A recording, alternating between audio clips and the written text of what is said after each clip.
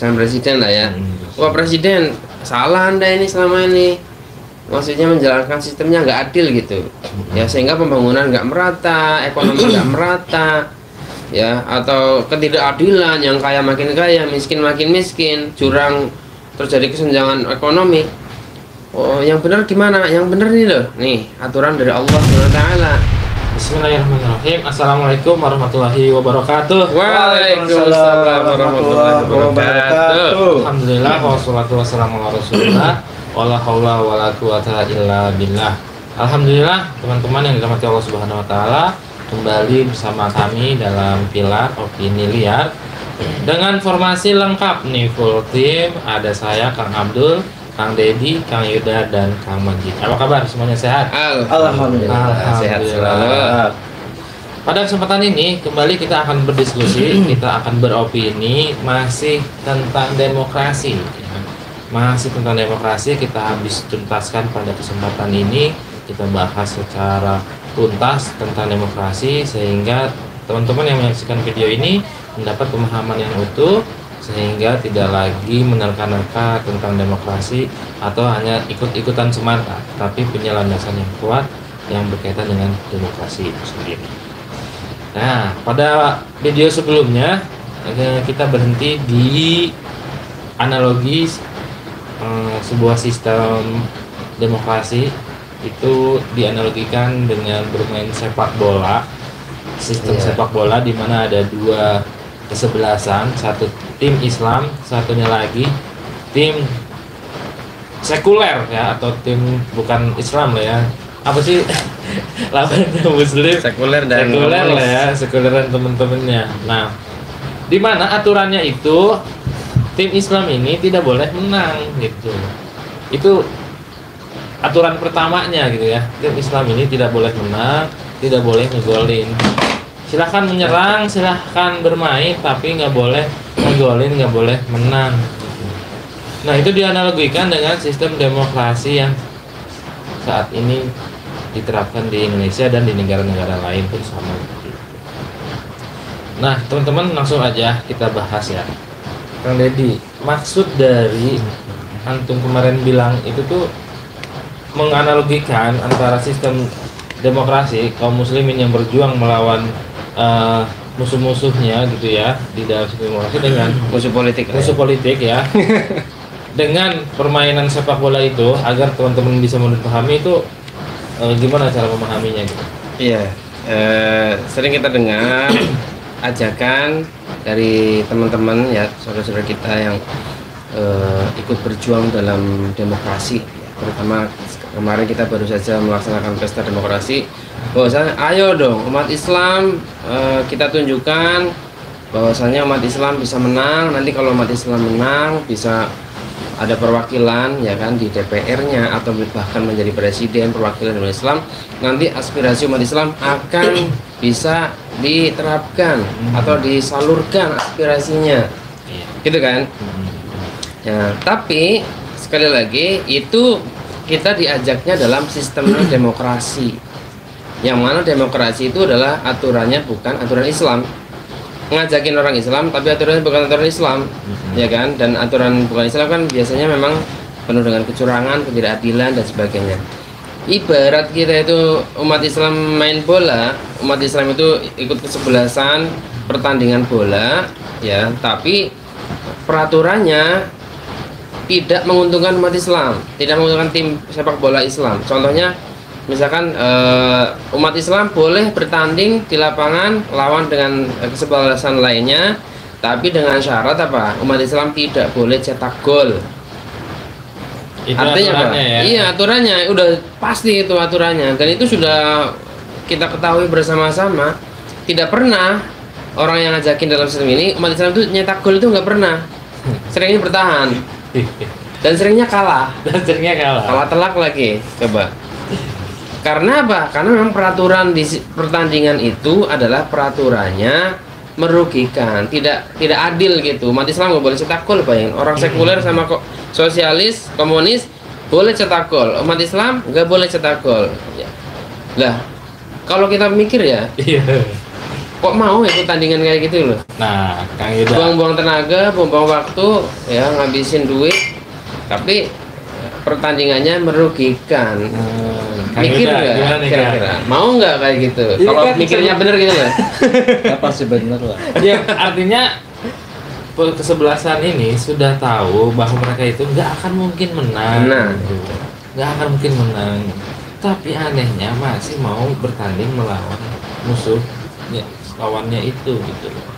Sebetulnya apa yang melandasi mereka itu sehingga masih mau bertanding sepak bola tersebut, atau penganalogikannya ya masih mau berjuang di dalam sistem demokrasi itu sendiri.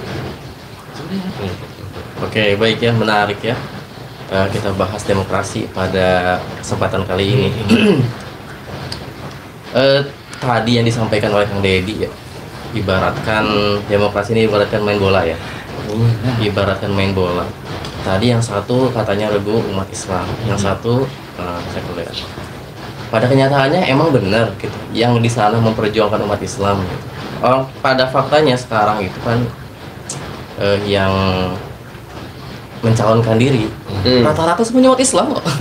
Nggak ada yang non Muslim gitu, apalagi tingkat presiden misalnya ya. Ya, cuman ada yang apa namanya itu melabeli dirinya. Atau identitas politik, politik identitasnya mengidentitaskan dia representasi dari umat Islam gitu. Kalau yang lain kan ya. nggak ngaku gitu. Ya, walaupun dianya Islam. Iya. Karena memang masyarakat pada umumnya sekarang itu banyak yang berjuang di demokrasi itu kan penuh dengan harapan, tentu dengan harapan bahwa dengan berjuang di demokrasi itu dengan anggapan demokrasi itu adalah sebuah sistem yang netral, yang tidak berpihak ke satu pihak manapun. Siapa yang memiliki suara terbanyak ya berarti dia pemenangnya, begitu juga di dalam sebuah permainan bola gitu ya. Siapa yang memang bisa mendominasi permainan gitu, lalu siapa juga yang bisa mendominasi gemuruhnya suara penonton, itu bisa mempengaruhi mental sang wasit gitu ya. Sebagaimana kita tahu tuh ada beberapa pelanggaran di dalam permainan bola. Tadinya harus pakai kartu, tapi karena penontonnya mayoritas itu pendukung A misalnya ya, tadinya mau ngeluarin kartu jadi takut, akhirnya diloloskan gitu. Berarti kan opini ini cukup mempengaruhi mentalitas seorang wasit di dalam sebuah sistem. Begitu juga di dalam sistem demokrasi. Makanya umat Islam hari ini itu ingin mendominasi sistem demokrasi ini dengan Islam. Makanya banyak orang di beberapa kelompok, beberapa aktivis-aktivis dakwah juga banyak yang berjuang melalui demokrasi dalam rangka ya boleh jadi bisa jadi seperti itu, mendominasi opini publik, juga mendominasi dukungan terhadap sebuah partai yang tadi dilabeli atau politik identitasnya mengaku sebagai representatif dari umat Islam. Kayaknya gitu, makanya tetap banyak sih. Iya, menarik ya. Dan memang banyak sih partai-partai Islam juga, bukan satu dua gitu ya, cukup banyak juga di Indonesia ini partai-partai Islam yang ikut berjuang dalam ajang kontestasi pemilihan, baik itu di DPR, DPRD ataupun di sampai presiden.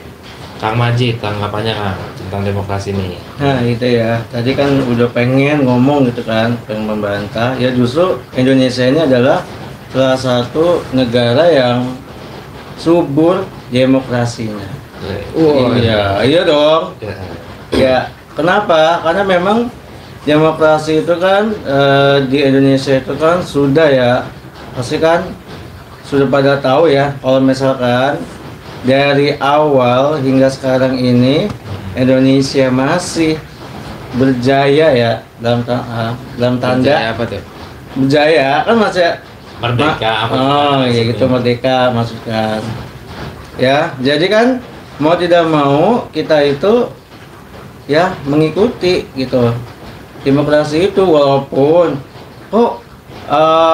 demokrasi nggak relevan dengan Islam ya, demokrasi nggak relevan dengan yang lain dan sebagainya. Tapi kan atas batasan tadi kan nggak tutup kemungkinan kan bisa gitu demokrasi masuk gitu. Silakan Kang Dedi menanggapi ya dari opini-opini dari Kang Yuda dan Kang Majid, silakan gimana tanggapannya? Harus positif loh kalau anak. Ya, berkaitan dengan tadi banyak-banyakan mengajak itu mungkin ada statement yang perlu digarisbawahi tadi dari Kang Yuda. Bahwasanya benarkah mereka yang mengaku Islam itu merepresentasikan atau memperjuangkan Islam gitu? Khawatirnya Islam ini cuma dijadikan sebagai dagangan aja, jadi sebagai polesan marketing aja. Ayo nih Islam, Islam, Islam. Padahal yang diperjuangkan sama mereka adalah kepentingan mereka gitu. Sama saja mereka, memang udah tahu nih kalau umat Islam itu tidak akan bisa menggolkan gitu. Golnya itu nggak bakalan bisa. Cuman dengan ikut bertanding itu mereka ada bayarannya, ya kan, di dalam tangan orang ikut lomba, ikut pertandingan dari tiketnya kan dapat tuh. Kan penonton dari tiket untuk menonton mereka tetap dapat dari tiket. Tapi ya yang perlu digarisbawahi adalah ya kalau misalkan tujuannya memang bukan merepresentasikan Islam, mereka tidak bisa mencetak gol, ya jangan bawa-bawa Islam. Kalau misalkan mereka tidak tujuan utamanya tidak menerapkan Islam, tujuan utama cuma menjabat saja, pengen jadi kapten, ya kan, pengen jadi striker dan sebagainya, tapi tidak mencetak gol, cuma menjadi gaya-gayaan doang. Kalau bener-bener pengen mencetak gol nih, pengen cetak gol bener nih ya. Nah kalau benar-benar cetak gol, dan itu tadi seperti saya bilang sistemnya tidak memperbolehkan. Sudah ada contohnya ya, contohnya itu seperti negara Palestina tadi saya bilang. Palestina ya, Hamas menang nih sebagai partai Islam, menang, mayoritas penduduk Palestina memilih Hamas. Tapi Hamas pengen menerapkan syariat Islam di Palestina. Akhirnya apa? Dianulir, kemenangannya itu nggak sah, kemudian diganti kemenangannya dengan pindahkan ke partai lawannya, itu partai Fatah. Hamas tentu perlawanan dong, ini nggak benar nih kayak gini nih. Karena itulah maka Hamas kemudian dicap sebagai pemberontak gitu, bahkan sebagai teroris. Organisasi Hamas padahal dulunya menang secara mayoritas di negaranya. Atau misalkan contohnya di Mesir juga menang mayoritas. Ketika mereka Ikhwan Muslimin tuh tujuannya bagus, pengen menerapkan syariat Islam di Mesir, presidennya udah dari Ikhwan Muslimin, menang. Tapi kemudian ketika pengen menerapkan syariat Islam dianulir lagi, ya nggak boleh. Akhirnya presidennya diturunkan, bahkan dipenjara sampai mati di penjara. Itu kenapa bisa mereka gagal? Karena sistemnya memang tidak memperbolehkan untuk menerapkan syariat Islam gitu. Kenapa? Karena memang sistem demokrasi itu tidak kompatibel buat Islam. Makanya kalaupun kita masuk dalam sistem demokrasi, bukannya kita mau merubah dari dalam, malah mewarnai gitu. Demokrasi berwarna. Pertanyaannya, kenapa demokrasi itu tidak kompatibel dengan Islam? Emangnya apa di balik demokrasi itu sehingga antum bisa dengan sangat yakin bahwa demokrasi ini pasti tidak akan bisa menerapkan Islam di dalamnya? Iya, pertama asal muasalnya demokrasi dari mana? Ya dari Yunani, dari Barat, filsuf-filsuf Yunani, orang-orang cendekiawan Yunani. Sedangkan Islam dari wahyu Allah. Kalau demokrasi dari akal manusia, Islam itu asalnya dari wahyu Allah, dari Sang Pencipta. Tidak mungkin dong aturan Sang Pencipta kemudian diselaraskan dengan aturan manusia, sangat jauh sekali.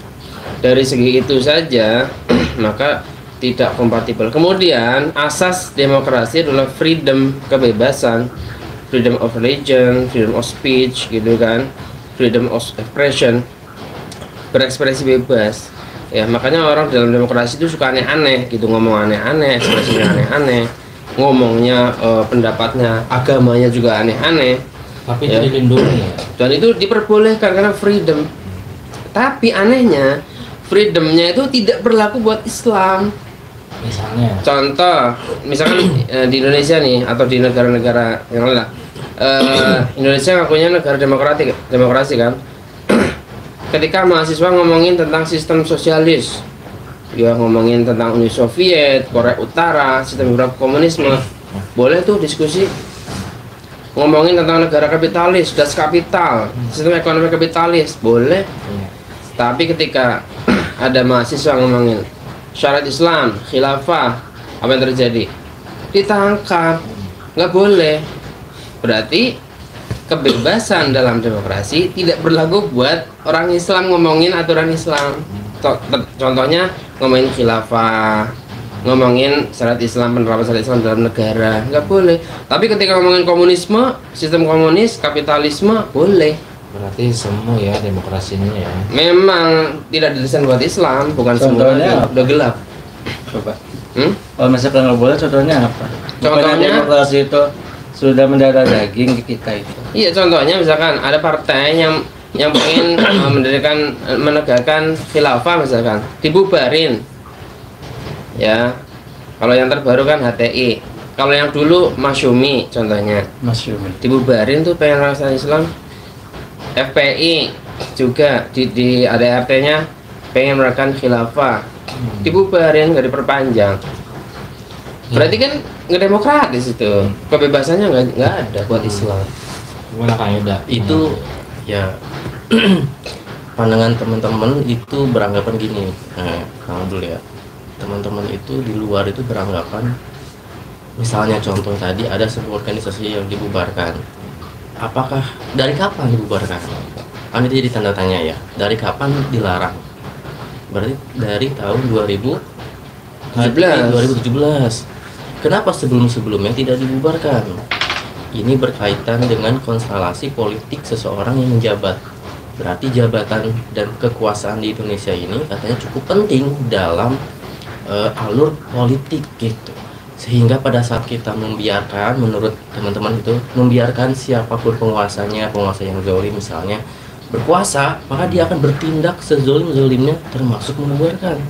Dan banyak yang berkata itu karena teman-teman tuh nggak mendukung kita pada saat itu, sehingga teman-teman kena efeknya pada akhirnya gitu. Jadi makanya teman-teman yang teman-teman aktivis dakwah yang lain ini berupaya agar kekuasaan yang dipegang di Indonesia nanti ke depan itu tidak terjadi lagi hal-hal yang demikian.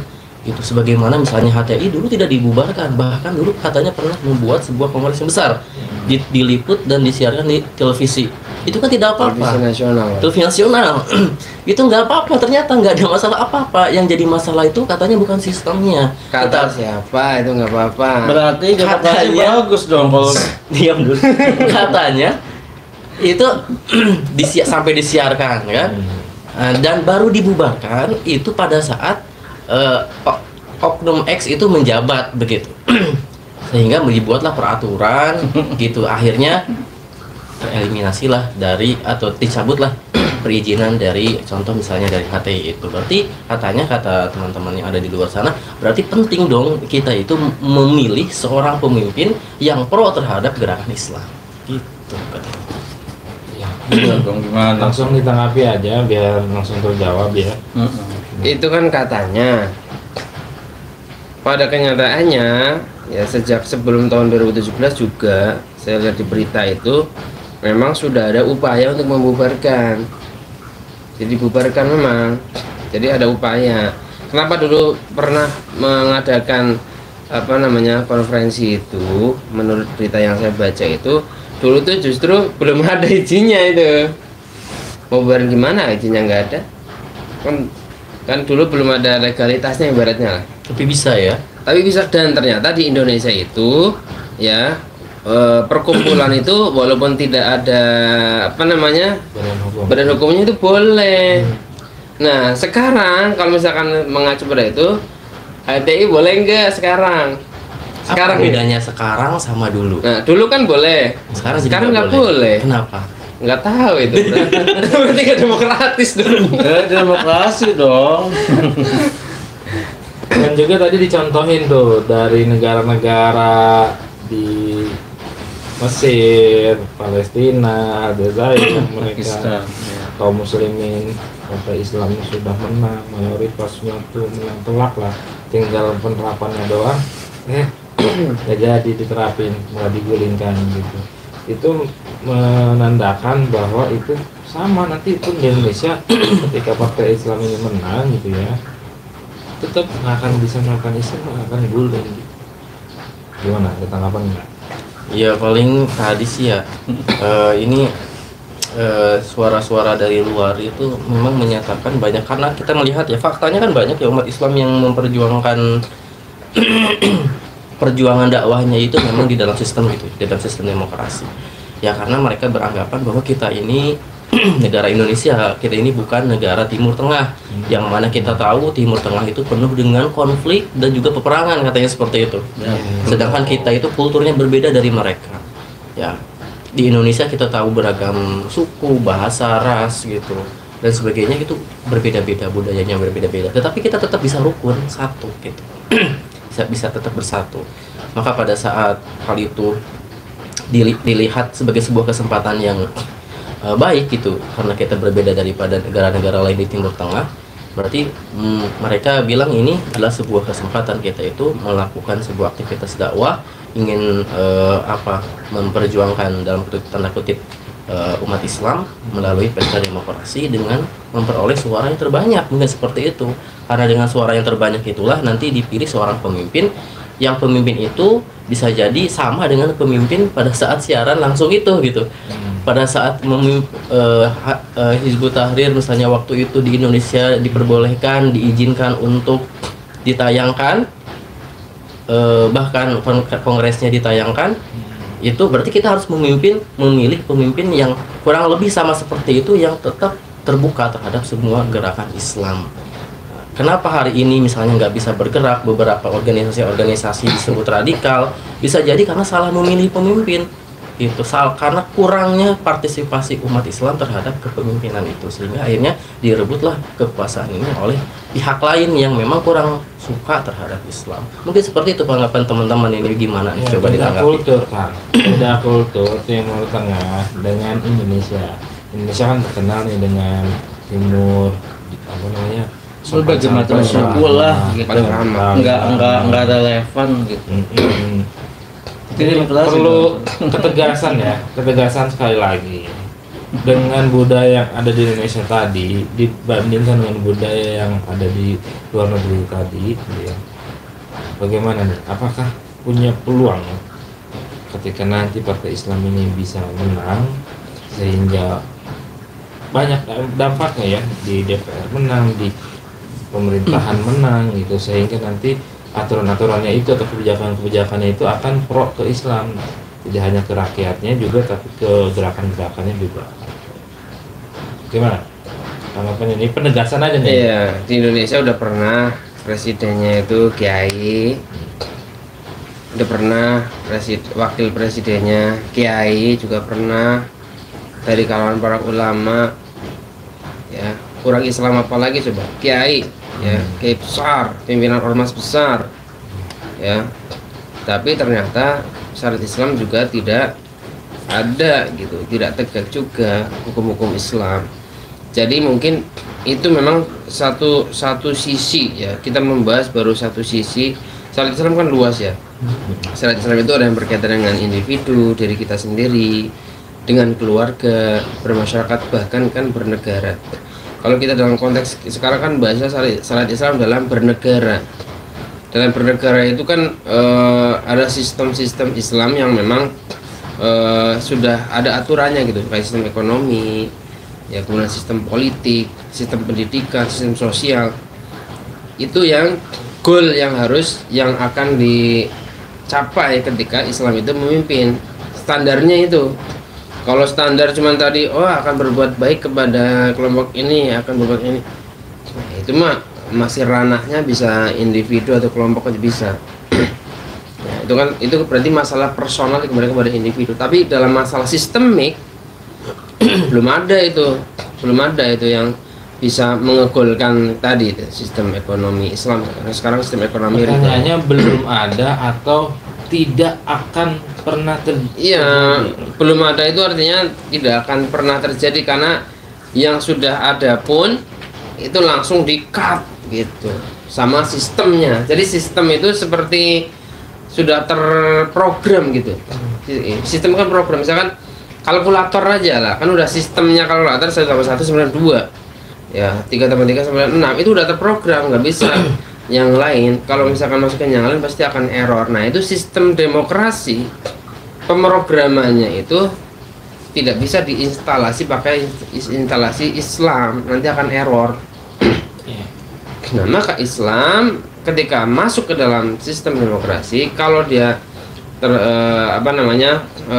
tidak memperjuangkan benar-benar ya, kalau dia masih parsial malah justru akan menguatkan, mewarnai gitu, mewarnai demokrasi, sehingga demokrasi menjadi semakin kuat dan Islam malah lemah. Islam jadi lemah, melemahkan sistemnya. Jadi malah orang itu nggak mengenal, malah lama-lama nggak sistem Islam yang kayak apa sih. Coba sekarang aja masyarakat kenal nggak? Oh sistem Islam kayak apa sih? Khilafah itu seperti apa ya? Nggak kenal. Gara-gara umat Islamnya malah menguatkan sistem demokrasi yang ada itu. Bukannya malah menerapkan syariat Islam, malah semakin menguatkan eksistensi demokrasi itu sendiri. Iya. Jadi kalau melihat opini dari Kang Deddy yang mendengar opini itu, ini muncul kesedihan ya dalam diri kita bahwa ternyata saat ini kondisi kaum muslimin di Indonesia wabil khusus ya memang kecenderungan ingin menerapkan syariat Islamnya aja itu sepertinya memang belum muncul gitu ya dengan kondisi saat ini. Nah, mungkin ke depan juga kita bahas nih bagaimana sih sebetulnya kondisi kaum muslimin sampai separah ini gitu, parah dalam kutip itu, sampai ya kalangan ulamanya itu sendiri atau di kalangan cendekiawan itu sendiri walaupun sudah tahu ketika mereka berjuang di demokrasi itu tidak akan bisa menerapkan Islam dengan contoh-contoh tadi, itu masih mau aja gitu ya berjuang, itu memperjuangkannya itu ya tidak sedikit yang mereka korbankan ya, waktu, tenaga, biaya dan lain sebagainya juga mereka curahkan untuk itu semua gitu. Dan di bawahnya masyarakat juga belum nampak ada keinginan agar syariat ini diterapkan, sehingga ya itu tadi masih justru malah ya udah ikut senang aja gitu, ikut berpesta pora dengan sistem demokrasi yang saat ini. Nah, ini kan sebetulnya kalau kita pahami adalah sebuah problem ya, sebuah masalah. Nah, bagaimana kita bisa tahu masalah ini tuh kenapa bisa terjadi dan solusinya bagaimana? Dan nanti juga mungkin kita bisa meniru teladan kita nih, Rasulullah SAW itu dulu seperti apa sih, sehingga berhasil ya, dakwahnya itu berhasil, dan penerapan syariat Islam itu tidak hanya diinginkan oleh Rasulullah dan para sahabat, tapi juga masyarakat juga berbondong-bondong gitu. Jadi udah ayo kita siap untuk dipimpin oleh Rasulullah dan siap untuk diterapkan. Dan catatannya adalah Rasulullah itu tidak menerapkan demokrasi. Oh ini yang harus digarisbawahi. Dan faktanya juga, ada faktanya lagi. Apa itu? Karena melihat Rasulullah tidak ikut demokrasi, maka di dalam satu lapangan itu karena nggak bisa menang, mereka tuh buat lapangan sendiri. Ada juga yang buat lapangan di dalam lapangan karena mereka nggak bisa menang, ya udah bikin pertandingan sendiri gitu, dengan berharap penonton yang lain juga bisa masuk ke dalam lapangan tersebut. Ya kemarin ditangkap gitu. Wah, justru itu seperti orang gelar lapangan bola pingpong, lapangan bola pingpong di tengah-tengah lapangan sepak bola. Ya pasti akan dilibas. Karena mereka berpikir kita mau ikut Rasulullah nih. Rasul itu tidak ikut sistem kan, baru dia bikin sistem baru nih. Nah itu kira-kira itu justru itu kesalahan berpikir loh kan. Kalau kita mau merubah, sekarang kan komponennya kan sebenarnya agamanya udah Islam semua ya, hampir ya, mayoritas umat Islam yang ikut tanding di kesebelasan Islam, umat Islam, kesebelasan sekuler juga umat Islam, kesebelasan sosialis juga ada umat Islamnya. Tinggal yang pengen agar sistemnya itu adil itu kan yang dirubah sebenarnya peraturannya aja, bukan lapangannya. Bukan lapangannya yang bikin lapangan baru. Bukan bikin lapangan baru, justru bola. Si klub Islam ini tadi harusnya keluar walk out dari lapangan. Saya nggak mau ikut tanding kalau peraturannya masih kayak gini. otomatis penonton kecewa kan. Masa cuman satu kesebelasan doang, ya oper-operan doang, nggak ada lawannya. Nah, harusnya umat Islam itu dia menyerukan kepada yang punya aturan, yaitu siapa? Ya petinggi-petinggi si FIFA-nya ibaratnya lah gitu. Oh ya, presiden FIFA misalkan ganti peraturannya, jangan peraturan kayak gini, nggak adil dong umat Islam gitu ya. Nah, bagaimana agar presiden FIFA ini misalkan mau merubah peraturan sepak bolanya, difahamkan bahwasanya peraturan sepak bola yang benar kayak gini, selama ini Anda itu sistemnya salah ya, harus dipahamkan tuh, sehingga dia ketika si presiden FIFA ini atau para penegak sepak bola ini paham tentang peraturan yang benar, oh ya ternyata ini yang benar loh, yaudah dirubah aja peraturannya tanpa membuat penonton jadi ribut gitu. Jadi perubahannya itu perubahan yang aman, tentram, damai gitu loh. Itu perubahan Islam tuh contohnya kayak gitu, bukan perubahan yang pakai kekerasan tadi, bikin lapangan tengah-tengah sepak bola ya keras lah, pasti akan dilemparin sama penonton, lempar gitu. Atau perubahannya malah dengan cara kekerasan, pakai senjata, turun ke lapangan, pakai selentingan, pakai dicotos-cotosin tuh wasitnya, ya salah ya. Tapi yang benar itu adalah datengin si pemilik sistemnya yang menjalankan sistem, dipahamkan bahwa sistemnya salah selama ini Anda ini. Ya, kalau sudah paham, nanti dia akan merubah sendiri itu. Oh, ternyata saya nggak bisa nih, kalau kayak gini saya salah. Yaudah, Anda aja yang memegangnya ya, boleh. Sama saja ya, contoh itu yang analoginya. Kalau sistem demokrasinya ya, misalkan sekarang kan pimpinan tertinggi di Indonesia siapa? Sang presiden lah ya. Wah, presiden, salah Anda ini selama ini. Maksudnya menjalankan sistemnya nggak adil gitu ya, sehingga pembangunan nggak merata, ekonomi nggak merata ya, atau ketidakadilan, yang kaya makin kaya, miskin makin miskin, curang, terjadi kesenjangan ekonomi. Oh, yang benar gimana? Yang benar nih loh, nih aturan dari Allah SWT ya, bagaimana cara ngatur ekonomi yang benar nih, biar seluruh rakyat bisa merasakan, biar tidak ada yang miskin, biar warga negaranya bahagia sejahtera. Oh, ternyata kayak gini caranya. Iya, mau nggak terapkan? Ya udah, kalau dia paham mau gitu. Kemudian dia mengajak seluruh perangkat negaranya, baik tentaranya maupun polisinya, ini ternyata peraturannya benar kayak gini loh, coba setuju nggak? Kalau nggak mau dan nggak setuju, nggak mau, pokoknya nggak mau. Kalau nggak mau dan setuju, berarti kita terus memahamkan terus. Tidak boleh berhenti, karena ini misalkan pendakwah kok berhenti ya, kalau pendakwah itu nggak boleh berhenti sampai benar-benar dia paham, atau ketika dia nggak paham ya mungkin nanti anaknya jadi paham, anaknya iya, atau generasi selanjutnya bisa paham, sehingga bisa merubah peraturannya itu dengan cara damai tanpa kekerasan. Jadi poin penting ya, damai tanpa kekerasan lewat pemikiran. Nah, sehingga nanti masyarakat pun akan semakin bangkit ya, bangkit dan berbondong-bondong ingin menerapkan syariat Islam di dalam sistem kehidupan. Teman-teman yang dirahmati Allah Subhanahu wa taala, alhamdulillah kita sudah berada di akhir video pada kesempatan ini. Silakan disaksikan. Jika ada pertanyaan-pertanyaan boleh tuh di kolom komentar, like, subscribe juga silakan. Dan nantikan kembali opini-opini kami di dalam video-video berikutnya. Sampai jumpa. Mohon maaf apabila ada hal-hal yang kurang berkenan. Wassalamualaikum warahmatullahi wabarakatuh. Waalaikumsalam warahmatullahi wabarakatuh.